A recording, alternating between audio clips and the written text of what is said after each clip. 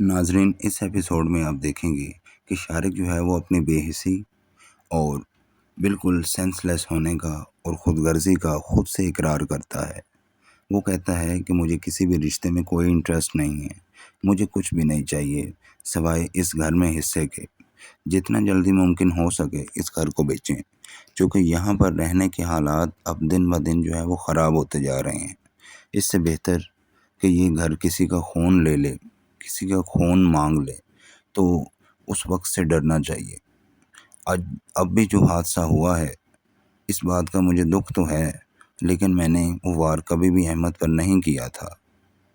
کرنا میں بلال پر بھی نہیں چاہتا تھا، لیکن مجھے اس بات کی تکلیف ہے کہ ایسا نہیں ہونا چاہیے تھا۔ مجھے افسوس تو ہے، لیکن دوسری طرف میں یہ چاہتا ہوں کہ ہمیں اب سب کو الگ ہو جانا چاہیے۔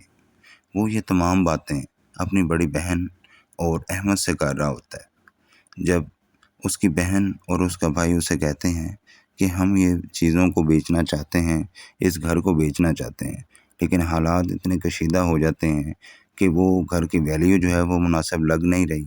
جو بھی آتا ہے اس کو ڈی ویلیو کر جاتا ہے، اس کی اتنی کم قیمت لگاتا ہے کہ جس میں وہ تینوں بھائیوں کے لیے رہنا مشکل ہوگا، وہ اپنا گھر نہیں بنا سکیں گے۔ تو یہ ایک کریٹیکل سچویشن تھی۔ ناظرین، آپ کا اس بارے میں کیا خیال ہے؟ دوسری طرف شہیر جو ہے وہ فہد کو گاہے بگاہے عافیہ کے گھر بھیجنے کی کوشش کرتا ہے۔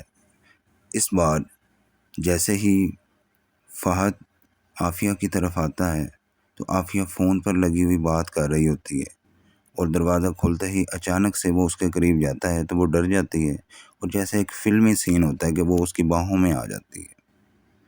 یہ تمام سین جو ہے جب احمد دیکھتا ہے تو اسے بہت زیادہ غصہ ہوتا ہے، چونکہ احمد جو ہے وہ عافیہ کے لیے چائے لے کے آ رہا ہوتا ہے۔ اب عافیہ اور احمد کے درمیان کافی زیادہ تعلق بہتر ہونا شروع ہو جاتا ہے۔ جیسے ہی حالات بہتر ہوتے ہیں تو فہد بیچ میں آ جاتا ہے، چونکہ شہیر اور فہد ان کی یہی کوشش ہے کہ حالات جتنے زیادہ ان لوگوں کے خلاف ہو جائیں اتنا ہی ہمارے لیے بہتر ہے۔ لہٰذا وہ ایک نیا سین کریٹ کرنے کی کوشش کرتا ہے اور تقریباً اس میں کامیاب بھی ہو جاتا ہے۔ معاملات اس حد تک ہو جاتے ہیں کہ احمد جو ہے وہ کہتا ہے کہ تم نے جو ہے وہ اسے ہاتھ لگانے کی جرت کیسے کی؟ یہ میری بیوی ہے اور میں اتنا بے شرم نہیں ہوں۔ جس پر وہ کہتا ہے کہ یار ایسی کوئی بات نہیں، یہ گرنے لگی تھی تو میں نے اسے تھاما، اوپر سے بائی چانس تم آ گئے، تو میرے دل میں تو ایسی کوئی بات نہیں ہے۔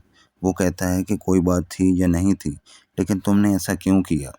تم اس سے دور نہیں رہ سکتے؟ میں نے دیکھا ہے کہ گاہے بگاہے تم اس کے قریب سے قریب تر ہونے کی کوشش کرتے ہو۔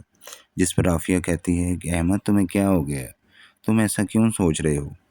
اس طرح کی کوئی بھی بات نہیں۔ احمد کہتا ہے کہ بات ایسی ہی ہے، مجھے پتہ چلنا شروع ہو گیا ہے کہ یہ اور شہیر انکل مجھے تم سے دور کرنا چاہتے ہیں، لیکن میں ان دونوں کو ایسا کرنے نہیں دوں گا۔ ناظرین، اس ایپیسوڈ میں آپ دیکھیں گے کہ کس طرح وقت اور حالات کے ساتھ ساتھ وہ تمام چیزیں سچ ثابت ہونے لگتی ہیں، جس کا